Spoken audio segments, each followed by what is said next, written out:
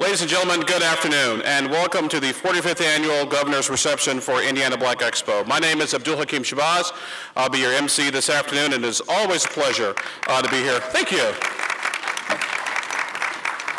I normally don't get applause unless I'm leaving the room, and that's my wife, so.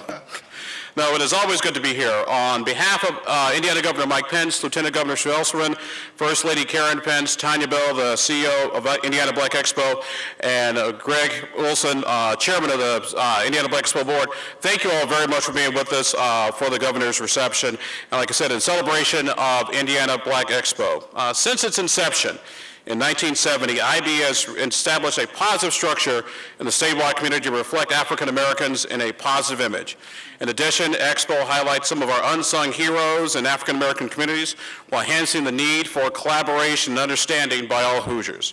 Through the empowerment of our community, IB has grown to host youth media, Circle City Classic, summer celebration, a health fair, and exhibits from all over the world. And various scholarships and initiatives, of course, are the reason we're all here for this afternoon for the Governor's reception. And it's also important to know that the Governor's reception acknowledges the outstanding achievement of just a few African Americans throughout our great state in 6 categories: the Centurion and Cultural Heritage Awards, in addition to the Reverend Charles Williams Community Service and the Sam Jones Trailblazer Award. On a personal note, as somebody who in his capacity spends a lot of days pointing out the shortcomings of our fellow human beings, elected officials, it's nice to sort of be on the positive side of things. So please, a big round of applause for Expo, the Governor, and all the things that the folks do here. Thank you.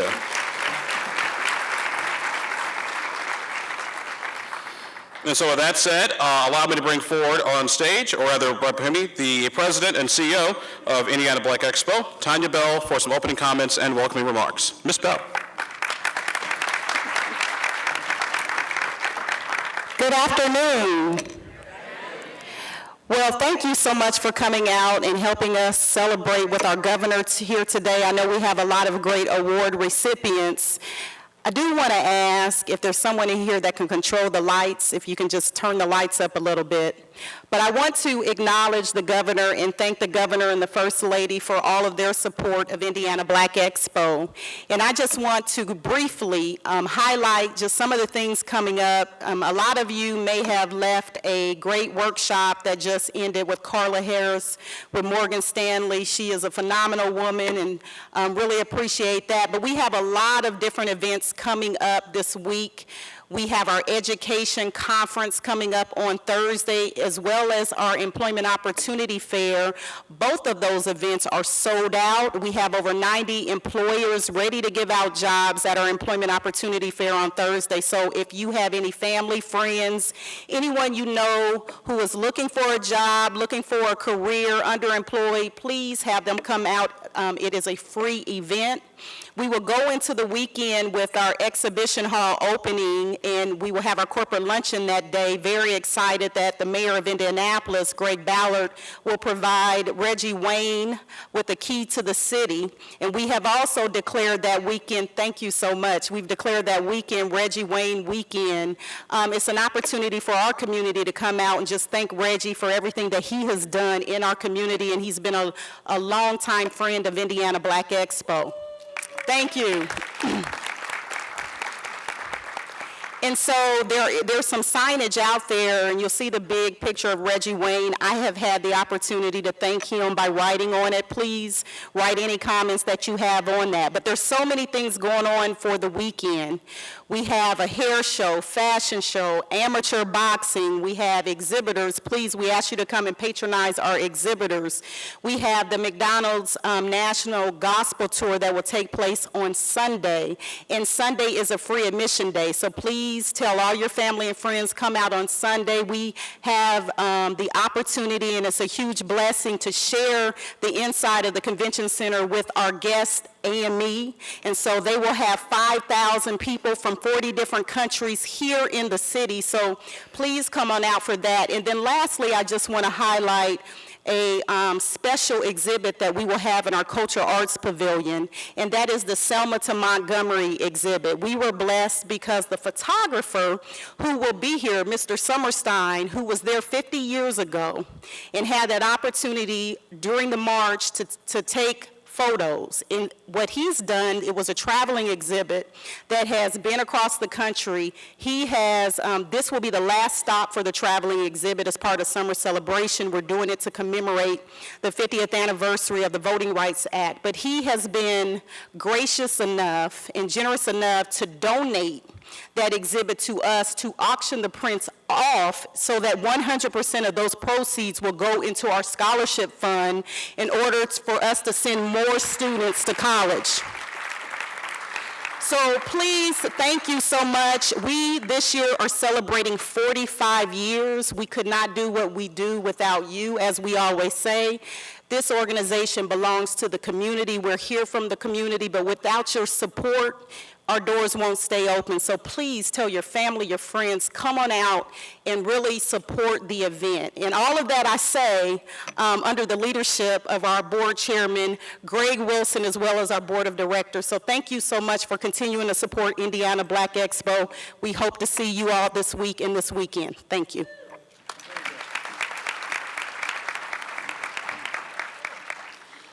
Thank you, Tanya.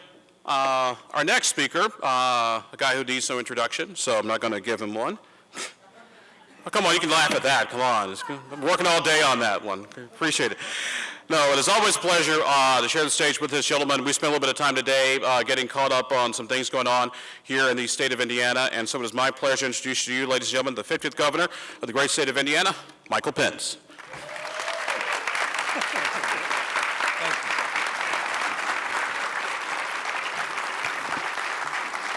Thank you very much.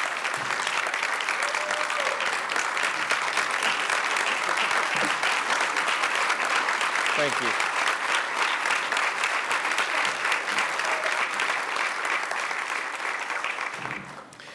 Thank you so very much for that wonderful warm welcome, and more to the point, thank you for being here for our 2015 Governor's Reception here at the 45th Annual Indiana Black Expo. This is an Indiana institution.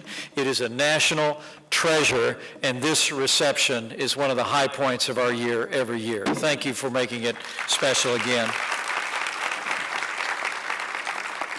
To Tanya Bell and Greg, thank you. Thank you for your great leadership. The Expo never looked better. We're very much looking forward to the corporate luncheon this come Friday and to all of the celebrations that goes on over the weekend. And I hope you're all taking notes. Tanya's kind of hard to keep up with. She rattles off all the things that are happening, and I hope you avail yourself of all the different opportunities and great traditions who are here, that are represented here. And it is really wonderful to be able to celebrate this moment again with all of you. To Abdul, I actually started the applause for Abdul when he was introduced. He said he usually gets applause when he's done speaking. But I, for one, I actually was on the radio with him this morning, a more irascible, compelling commentator I have never encountered on the airwaves of Indiana. And Abdul, we thank you for your strong support of the Indiana Black Expo and lots of great causes in the Hoosier State. I always wait to announce the highest ranking official in the room last, so I won't mention my wife for a second. I did want to ask, there are many members of our cabinet who are here. I look around the room, the leadership of Family and Social Services, the Hoosier Lottery, the Indiana Department of Transportation, the Department of Environmental Management. I don't remember ordering anybody to come. I just think it should give evidence of how much our administration cherishes this great tradition and the heroes that we're celebrating here today. Would the members of our cabinet mind standing up, waving your hand in the air, and the rest of you can give a round of applause to these hardworking Hoosier public servants.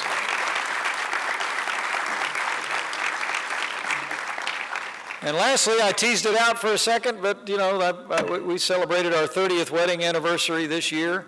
I took her back to the very resort that we went to on our honeymoon, which had recently been renovated. It looked really wonderful, and so people said to me, "How was your 30th anniversary trip?" I said, the resort hadn't changed, Karen hadn't changed, and 2 out of 3 ain't bad. So would you join me in welcoming the hardest working First Lady this state has ever had, my beloved wife, Karen.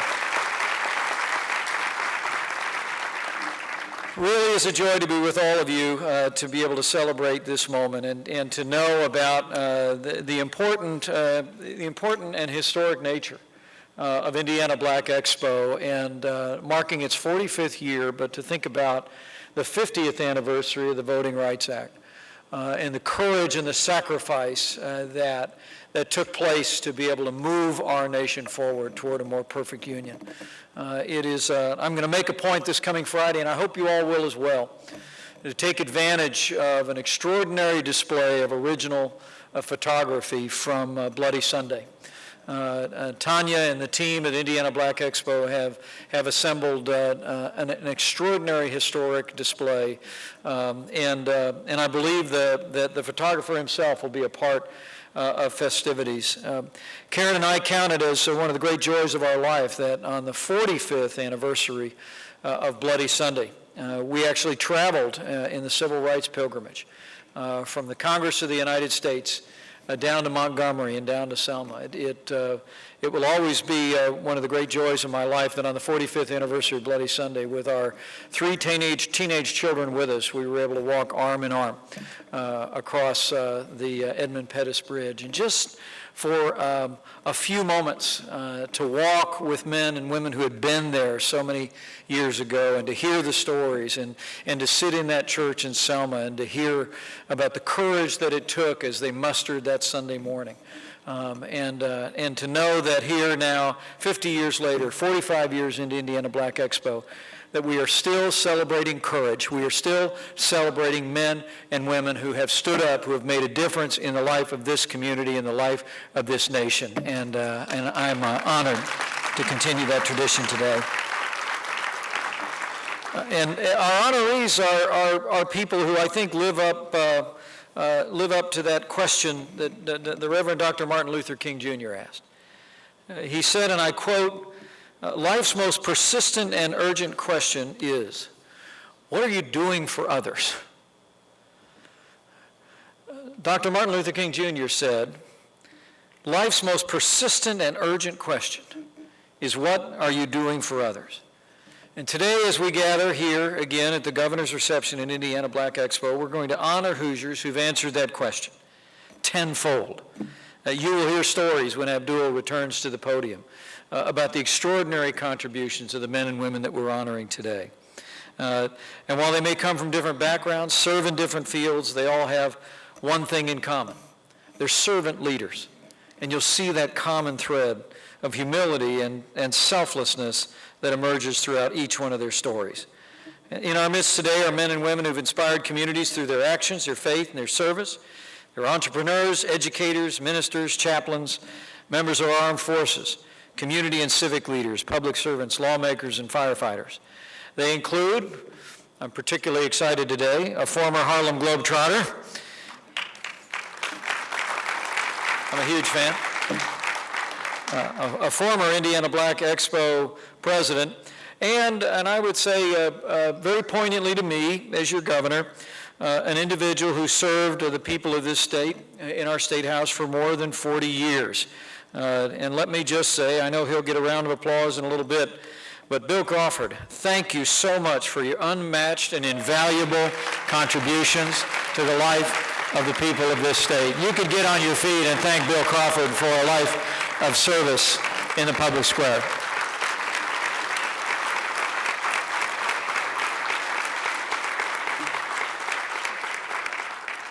And it's been very much with the leadership of Bill Crawford and others that we've launched a number of initiatives in this state that I'm particularly proud of.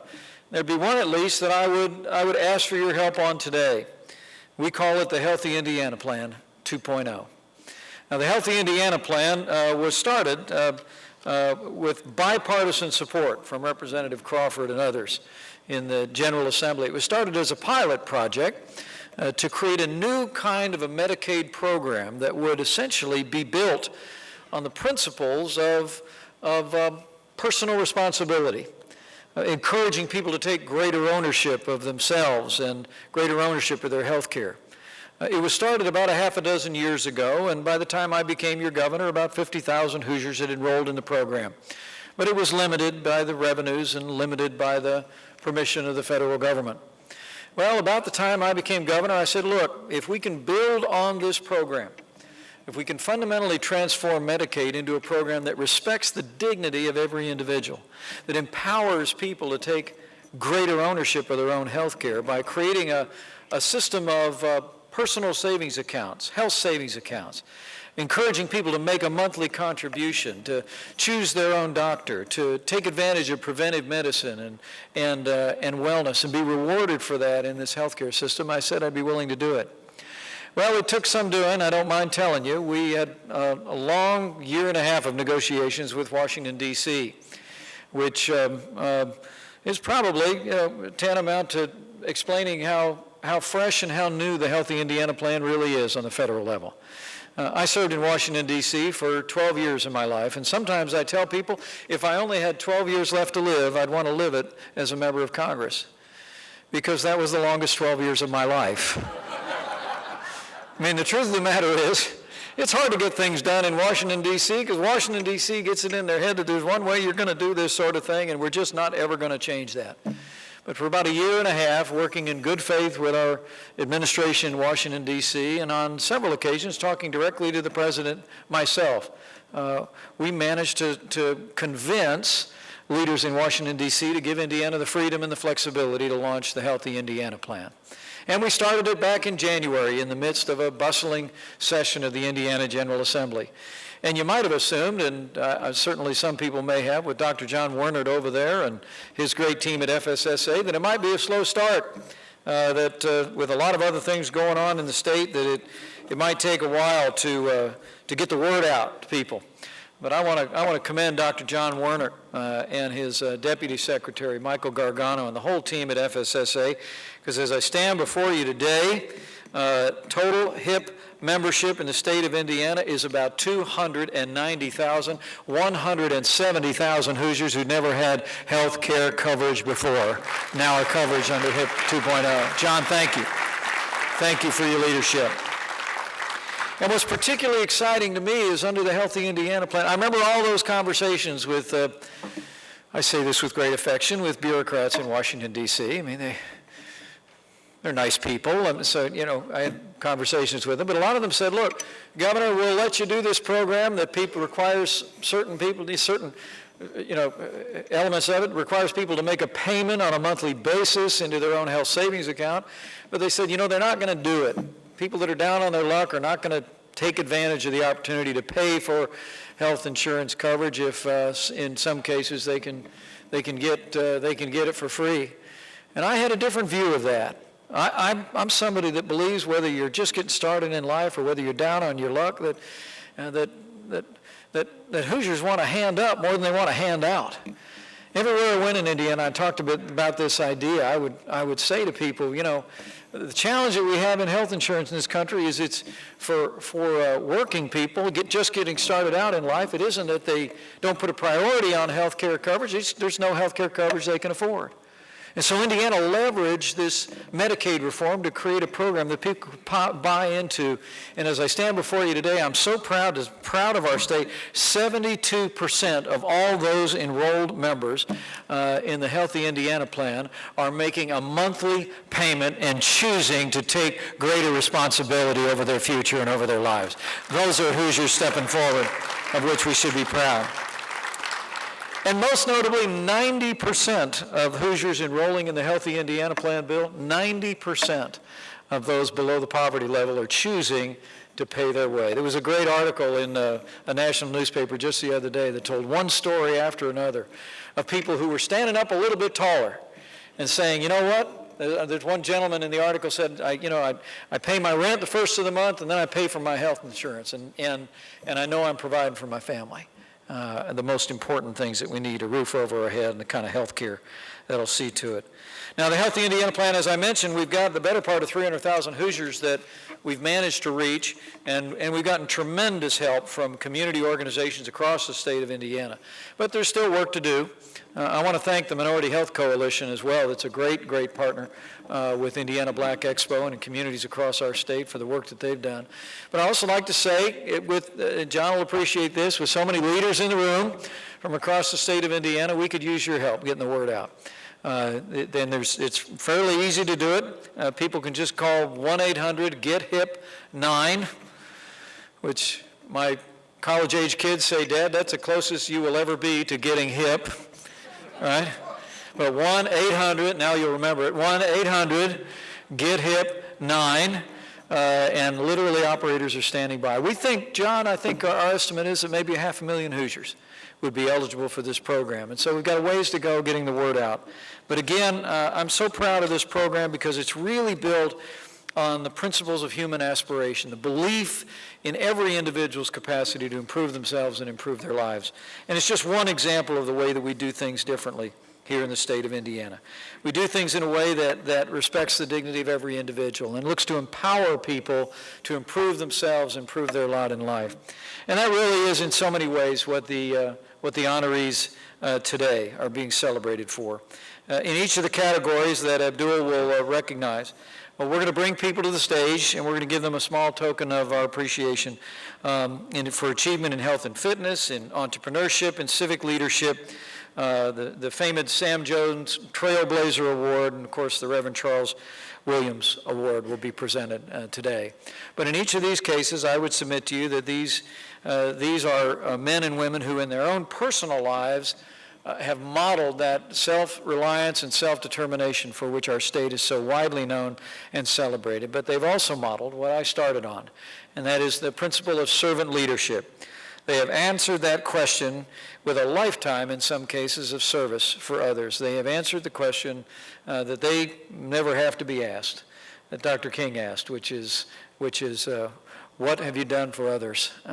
So with that, I want to yield the podium back to our distinguished Master of Ceremonies as he invites our 2015 award recipients to the stage, and to tell you, each of you, heartfelt congratulations on your honor. Those of you that are previous award winners who are with us today, congratulations on your example. And just so each of you know, on behalf of myself and my family, it is the greatest honor of our lives to serve as governor of the greatest state and the greatest nation on earth. Thank you all, and God bless you.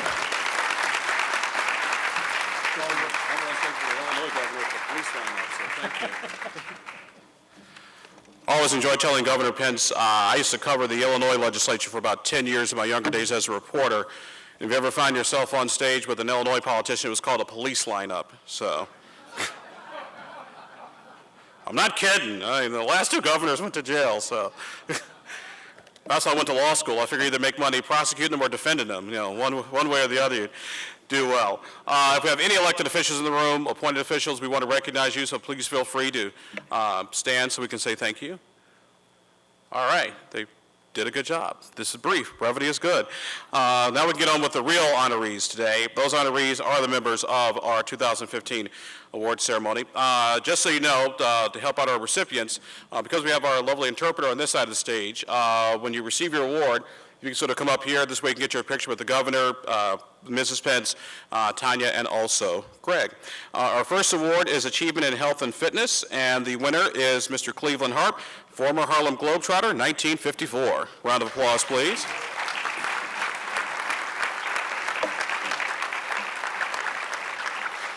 For several years, Cleveland Harp has worked as an NBA usher at Bankers Life Fieldhouse. The 6'6" pacer usher was also a former professional basketball player and even played for the Harlem Globetrotters. In his youth, Cleveland Harp and playmate Oscar Robertson played at the Lockfield Gardens housing projects on the basketball court, once called the Dust Bowl. He was a senior center in the 1953 Crispus Attucks High School team that won the regional title 2 years before Robertson helped Attucks become the first all-black team in America to win a state title. During his 1953-54 tenure with the Harlem Globetrotters, Cleveland Harp was also known as the Deacon and played with the X-Trotters, Marquis Haynes and Goose Tatum. He then moved on to barnstorming circuit and played for the fabulous Harlem Magicians and then the Harlem Astronauts, spanning over a decade. Your achievement in physical fitness, ladies and gentlemen, Cleveland Harp, former Harlem Globetrotter, 1954. Thank you, sir. Congratulations.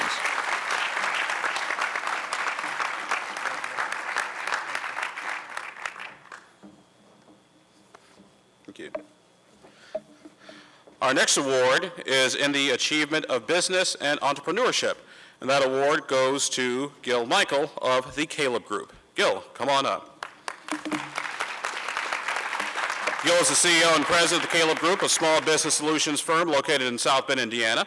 As a second-generation accountant and entrepreneur, Gil's sense of financial stewardship was ingrained to him at an early age of 10 years old while working in his father's accounting firm. Paying it forward, Gil has formed a financial literacy program for teens called TACT, which empowers teens in 5 areas: business and real estate, banking, personal finance, investing, and positive life skills.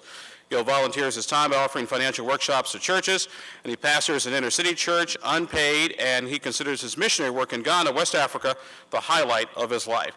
Round of applause for achievement in business and entrepreneurship, Gil Michael, ladies and gentlemen.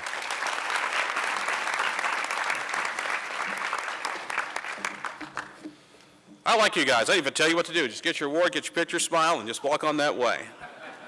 Loving this. This is great. Our next award, ladies and gentlemen, is Achievement in Civic Leadership. In the area of education, our winner is Joyce Ackridge. Joyce. Joyce Ackridge is the lead principal for Carl Wild Indianapolis Public Schools 79. She started out as a special educator at Carl Wild in 39 years before becoming the lead principal. In addition to her responsibilities as the head building administrator of 737 students and 800 staff members, she also mentors new principals for the school district. She's also earned an ELL, that's an English Language Learners Endorsement, qualifying for her to teach students that are just learning English. And with Carl Wild's ELL population being 60%, which includes refugees from 39 nations, the ELL endorsement has proved to be beneficial. And under her tutelage, Carl Wild has been rated by the State of Indiana Department of Education as an A school 4 years in a row, and she deserves credit for turning it around, ladies and gentlemen, from a failing school. Teachers can't say enough about her, and neither can we. Congratulations, Joyce Ackridge.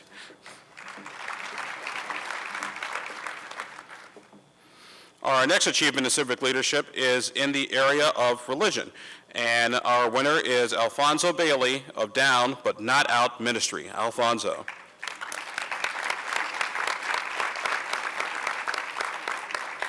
Life was perfect, a good family, football scholarship to Kentucky State University, and a bright future, until a series of poor choices landed him in prison and stripped him away of his freedoms, hopes, and his dreams. Alfonso was down, but he was not out. He turned his life around through determination, self-discipline, faith, and the right attitude. And the sport of boxing, coupled with his intense desire to grow emotionally and spiritually, freed him. Ranked #1 in the U.S. Amateur Boxing Junior Middleweight, selected to the U.S. International Boxing Team, professional boxing from 1985 to 1990, an ordained minister, volunteer chaplain at the Marion County Jail 2, Marion County Juvenile Detention Center, and Hamilton County Juvenile Centers. There are a few reasons Alfonso, with the help of Jesus Christ, came to understand true freedom, and now he shares that same sense of freedom with others. For the achievement in civic leadership and religion, Alfonso Bailey, ladies and gentlemen.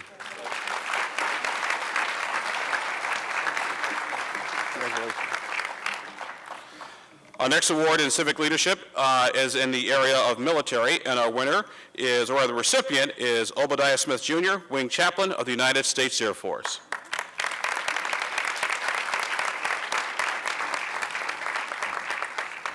Chaplain Captain Obadiah Smith Jr. is a senior chaplain with the 434th Air Refueling Wing, the largest reserve refueling wing in the U.S. Air Force. A resident of Anderson, Indiana, the chaplain comes to Grissom after previously served at Wright-Patterson and McCord Air Force bases. As senior chaplain, he leads a variety of activities at Grissom, including Sunday morning worship services during the primary unit training assemblies for nearly 1,500 airmen. He is a 1981 graduate of Azu Pacific University, and he later earned his divinity degree from Fuller Theological Seminary in Pasadena, California, and his MBA from Anderson. And also among his many awards, he was recognized as the 2010 Outstanding United States Air Force Reserve Chaplain of the Year. And I'm a Army brat, but you're an Air Force guy, I'll give you your props. Right. Congratulations.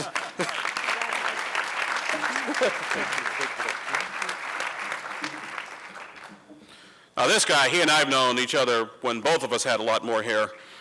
In the area of achievement in civic leadership, community service, Mr. Jesse Moore. And when you see Jesse, you know exactly what I'm talking about. Jesse Moore is currently serving as the first director of supplier diversity at Purdue University in Lafayette. However, he spent a major portion of his career working to strengthen paths for minority businesses to prosper. He comes to this position armed with many years of experience in economic development, diverse business advocacy, strategic planning, community involvement, and public policy. He has demonstrated leadership and administrative abilities in business, nonprofit, association, and government environments, and he has extensive knowledge of community resources and has a vast reputation, ladies and gentlemen, with institutional and community leaders. He is a past executive director of the Indiana Black Chamber of Commerce, and which was dedicated to strengthening black businesses. For the category of achievement in civic leadership and community service, Jesse Moore.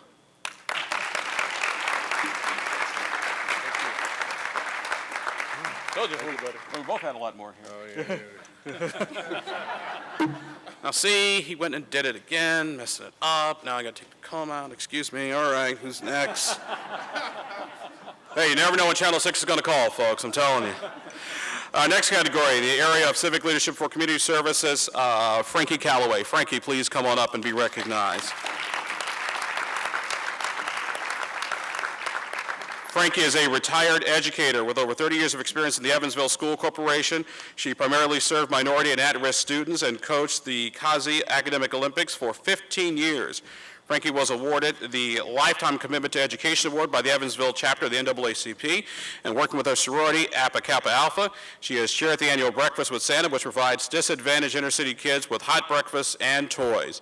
She's also director of the New Hope Baptist Church Vacation Bible School, does church tutoring, and also the New Hope Church program. She's maintained and organized the church bulletin boards for more than 40 years and received a number of awards, including the Golden Hoosier Award for Outstanding Community Service by former Lieutenant Governor Becky Skillman.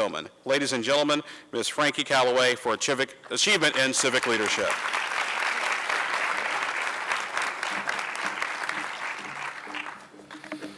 And now in our last area of achievement in civic leadership, in the area of community service, Al Poland. Al, come on down.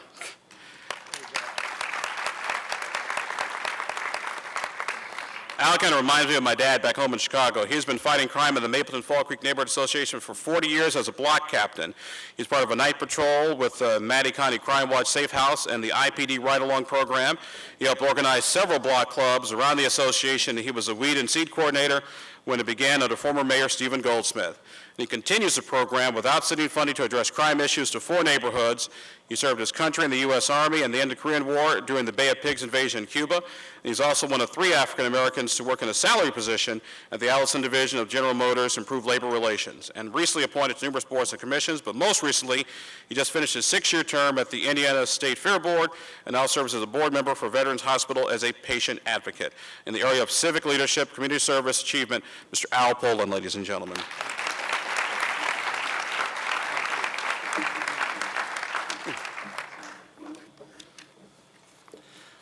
Now we come down to a couple of our last awards, so we got a little special recognition at the end. It is the Sam Jones Trailblazer Award. And the Sam Jones Trailblazer Award goes to Janoy Wilson Brapson, the first female firefighter. Come on up. Ms. Wilson was the first female firefighter in the city of Fort Wayne. In the fire department, she exemplified leadership with a strong sense of willpower as she balanced a new life as both a role model and a novice in a very male-dominated profession. She believed herself, knowing one day she could make it, and she did. And in 1975, she became a true trailblazer by daring to be different. She was not only the first, but had an exemplary career, becoming district chief before she retired, and inspired many other women to follow her as firefighters. In 2012, the mayor of Fort Wayne named one of those women firefighters to be the chief of the Fort Wayne Fire Department.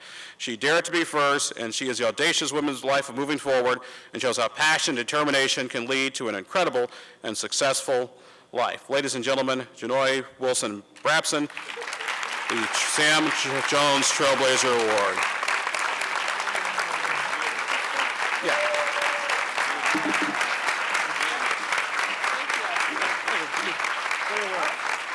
It's like the Academy Awards. Don't worry, we'll start playing the music if you go along. Thank you, Governor Pence and First Lady. Thank you, Abdul, and everyone that has made this happen and given me an opportunity to serve. And I'll keep serving. Thank you. Thank you. Congratulations.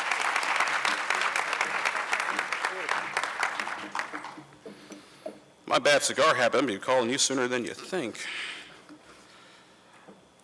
And now, ladies and gentlemen, our Reverend Charles Williams Award. That award goes to a gentleman I've had the pleasure of covering who was in the Indiana legislature. We'd butt heads from time to time, but there was always a healthy amount of respect, and Bill Crawford was anything. He was straightforward, honest, and let you know where he stood, and was a very powerful advocate for his constituents as well as the state of Indiana. He served 40 distinguished years in the Indiana House of Representatives. He is currently the longest-serving and most influential African-American legislator. Representative Crawford also served his country in the U.S. Navy during the time when blatant racism was still prevalent. He was discharged from the Navy in 1958 and went to work for the post office handling sensitive cargo. After the death of Dr. King, Representative Crawford was compelled to give his life to service for equality and for justice. And at the urging of the late Congresswoman Julia Carson, Representative Crawford ran for office in 1972, offering many pieces of legislation, including becoming the chairman of the powerful Ways and Means Committee. His work in the community has been unparalleled, and he was president of Indiana Black Expo for 5 years before handed over to longtime president Charles Williams. Representative Crawford has also worked at Ivy Tech as a manager for outreach for Ivy Tech Community College, which has experienced growth in recent years. And today the college has the largest number of African-American enrollees of any institution in the state of Indiana. Representative Crawford retired in 2012 from the House of Representatives, and to the thanks of a grateful community. Ladies and gentlemen, our Charles Williams Award, Representative Bill Crawford.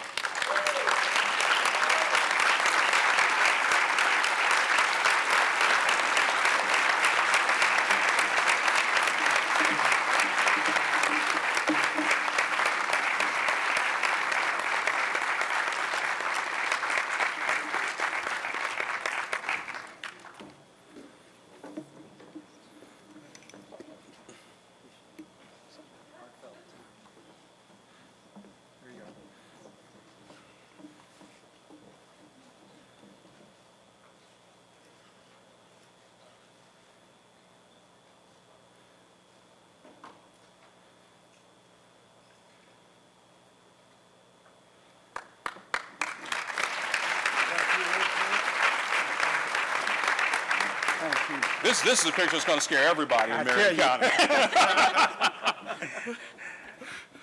Thank you very, very much, Governor Pence, Expo President Tanya Bell. Let me treasure this moment by sharing with you a poem that epitomizes what the founders of Indiana Black Expo held sacred. It was a poem by Langston Hughes that said, "I too sing America. I am the darker brother. They send me to eat in the kitchen when company comes. But I laugh, eat well, and grow strong. Tomorrow, they will not dare send me to eat in the kitchen when company comes.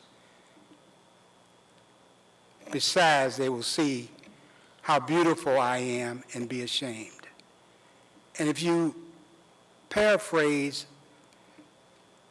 I for we and take out and add Indiana, that was the framers of Indiana Black Expo. They wanted to capture our commitment and our achievements towards the growth and development of the state of Indiana. We were not in the curriculums that was taught in the schools. And they said, we want to be there. And as it relates to receiving the Charles Williams Award, I've had many, many private conversations with Charles over the years. Many, many private conversations. Many of the pieces of legislation that Charles suggested that I introduce, I did. But again, I'm going to rely on a poem by a poet by the name of Dudley Randall. And I think this epitomizes Charles Williams and why I am so proud to receive the acknowledgement in his name. Dudley had a poem called Booker T, and W.E.B. It seems to me, says Booker T, it takes a mighty lot of cheek to study chemistry and Greek when Mr. Charlie needs a hand to hold the cotton on his land. And when Miss Ann looks for a cook, why stick your nose inside a book? I don't agree, says W.E.B. If I should have the drive to seek knowledge of chemistry and Greek, I'll do it. Charles and Miss can look another place for hand or cook. Some men rejoice in skill of hand, and others in cultivating land. But there are others who maintain the right to cultivate the brain. It seems to me, says Booker T, that all you folks have missed the boat who shout about the right to vote and spend vain days and sleepless nights in uproar over civil rights. Just keep your mouth shut, do not grouse, but work and save and buy a house. I don't agree, says W.E.B., for what can property avail if dignity and justice fail? Unless you help to make the laws, they'll steal your house with trumped-up claws. A rope's as tight, a fire as hot, no matter how much cash you've got. So speak soft and follow your little plan, but as for me, I'll be a man. It seems to me, says Booker T, I don't agree, says W.E.B. And when you think in the context of our odyssey in this nation, the framers of the Constitution said, we the people of the United States, in order to form a more perfect union, and they characterized that union as the ability to life, liberty, and the pursuit of happiness. That is the work and servant of Charles Williams, and I am pleased to accept this award, this recognition in his name, and will challenge all of you to continue to work to achieve that more perfect union.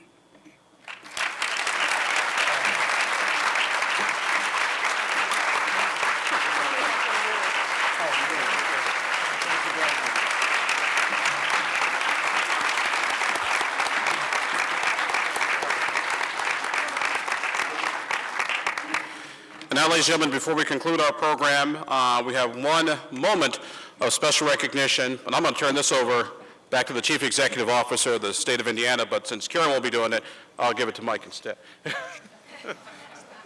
Where'd my stuff go? Did you pitch it down there? Great. Well, thank you, Abdul, and to all of our honorees, congratulations. I think now those in attendance have an even better idea what a distinguished group of accomplished men and women we have had the privilege of honoring today. Can we give each of them another round of applause? This is really very, very special. As we conclude our ceremony, this is almost in the category, Karen, you can stand next to me. This is almost in the category of a point of personal privilege. The governor of the state of Indiana, among the authority that I have, is to confer on certain individuals the highest civilian honor of the state of Indiana. It derives its name from the Native American tribes that populated the Indiana Territory long before any of us was anywhere near to here. The Sagamore of the Wabash is based upon that member of the Indian tribe who was a chief, not of the tribe, but a chief advisor to the tribe, whose character, whose integrity whose service and whose wisdom served the chieftain of the tribe. And today it is my honor to extend this Sagamore of the Wabash to someone for whom that is an altogether fitting moniker. In fact, I found out that this is not the first of these awards that he has received in the past. Dexter Powell, who is with us today. Dexter, why don't you come on up on stage here so we can thoroughly embarrass you. Dexter, step up on stage. I'll tell you about who this good man is.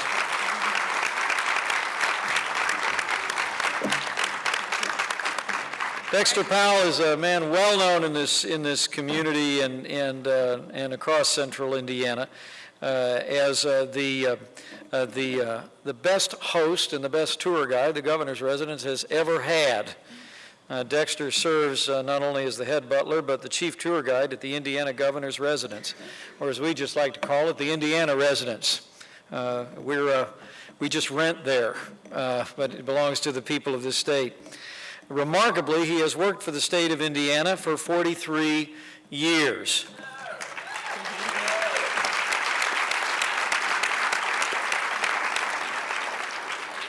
"39 of those years he has spent serving with 7 different governors of Indiana in his present capacity.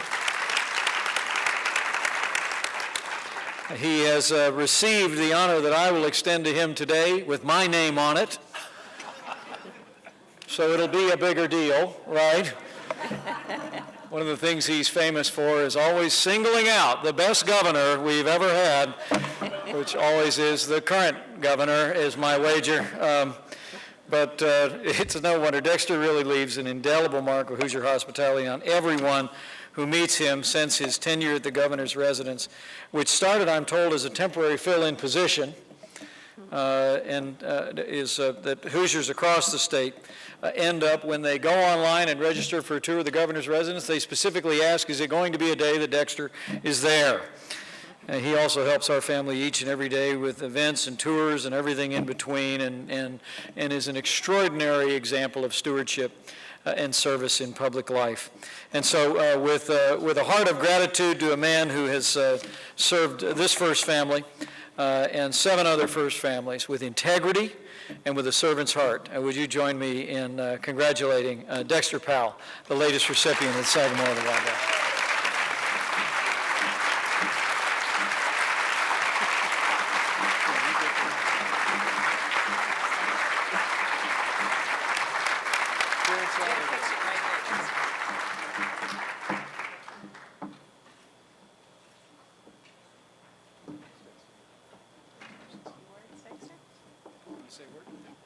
Well, I'm almost like I'm at church now. Praise the Lord, everybody, and I thank Governor, I thank Mrs. Pence, and I thank the Indiana Black Expo. God bless you all.